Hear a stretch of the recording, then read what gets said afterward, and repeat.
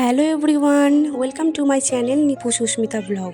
তো তোমরা সবাই কেমন আছো? আশা করি সবাই ভালো আছো, আর আমিও খুব ভালো আছি। আজকে আবারও একটা রান্নার ভিডিও নিয়ে চলে এসেছি। তো আজকে বানাচ্ছি ঝাল সুজি। তো তার জন্য সব কিছু রেডি করে নিয়েছি।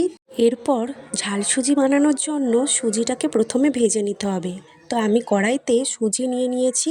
তারপর এটাকে নাড়াচাড়া করব যতক্ষণ না এটা লালচে ভাব হয়ে যায়। তারপর এটা ভাজা হয়ে গেলে আমি নামিয়ে নেব। তোমরা অনেকেই ঝাল সুজি বাড়িতে বানিয়ে খেয়েছো। আমার রেসিপিটা একবার বাড়িতে ট্রাই করে দেখো, আশা করি ভালো লাগবে। তো আবার কড়াইতে তেল দিয়ে আমি এখানে কাজু বাদাম, চীনা বাদাম আর কারি পাতা হালকা করে ভেজে তুলে নেব। তোমরা এখানে কাজু বাদাম নাও দিতে পারো। আমি এখানে কাজু বাদামটা ইউজ করেছি। আমার ভালো লাগে, সবার ইচ্ছানুযায়ী দেবে। তো এটা ভাজা ভাজা হয়ে গেলেই আমি নামিয়ে নেব। ভিডিওটা আশা করি সবার ভালো লাগবে। আর আমি লং ভিডিও অনেক দিন পরই শেয়ার করছি। আসলে আমি শর্ট ভিডিওই শেয়ার করি, তার মধ্যে মাঝে মাঝে তোমাদের জন্য, তোমাদের আরও সুবিধার জন্য আমি লং ভিডিও শেয়ার করি। তারপর আমি আবারও কড়াইতে তেল দিয়ে দেবো, আর এখানে আমি ফোড়নে দিয়ে দেবো সাদা সর্ষে। তো তারপর এটা একটু ফুটে উঠলেই দিয়ে দেব কাঁচা লঙ্কা কুচি।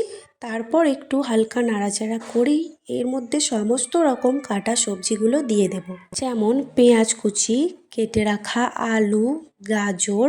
তারপর এটাকে ভালোভাবে একটু খুন্তি দিয়ে নাড়াচাড়া করে নেব। ভালোভাবে নাড়াচাড়া করে নেব।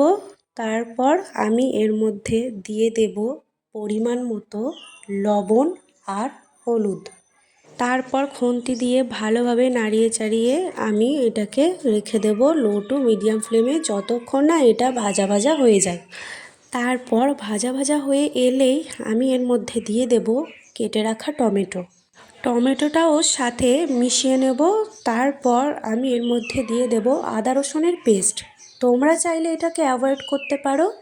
আমি এখানে আদা রসুনের পেস্টটা অ্যাড করেছি যাতে আরও সুগন্ধি হয় আর আরও স্বাদ হয়। তোমরা এটা তোমাদের ইচ্ছা মতো দিতে পারো। এরপর আদা রসুনের পেস্টটা ভালোভাবে মিশিয়ে নেব যতক্ষণ না এর কাঁচা গন্ধটা চলে যায়। তারপরে আমি দিয়ে দেব ভেজে রাখা সুজিটা দিয়ে আমি আবারও ভালোভাবে ভাজবো। তারপর ভাজা ভাজা হয়ে গেলেই এর মধ্যে আমি ভেজে রাখা কাজু বাদাম, চীনা বাদাম আর কারি পাতাটা দিয়ে দেব। আর দিয়ে দেব পরিমাণ মতো লবণ আর পরিমাণ মতো চিনি। তারপর সবগুলো একসাথে মিক্স করে নেব। তারপর দিয়ে দেব জল। আমি যে বাটিতে সুজি নিয়েছিলাম সেই বাটিরই এক বাটি জল দিয়ে দেব। তোমরাও যেরকম পরিমাণে সুজি নেবে সেরকম পরিমাণেরই জল দেবে। তো তারপর দেখো আমি জল দিয়ে ভালোভাবে নাড়াচাড়া করব যতক্ষণ না এটা ঝরঝরে হয়ে যায়, একদম শুকনো হয়ে যায়। তো দেখো নাড়াচাড়া করতে করতেই এরকম ঝরঝরে শুকনো হয়ে গেছে। তো আমাদের পুরো রান্নাটা শেষ হওয়ার পথেই। এরপর এর মধ্যে আমি একটু লেবুর রস ছড়িয়ে দেব। তারপর ভালোভাবে মিক্স করলেই আমাদের রেডি হয়ে যাবে ঝাল সুজি, বা এটাকে সুজির উপমাও বলা যায়। এরপরেই আমি প্লেটে সার্ভ করব। তো তোমরাই দেখে বলো যে কেমন হয়েছে। আর ভিডিওটা ভালো লাগলে অবশ্যই লাইক, কমেন্ট, শেয়ার করো, আর চ্যানেলটাকে সাবস্ক্রাইব করে দিও।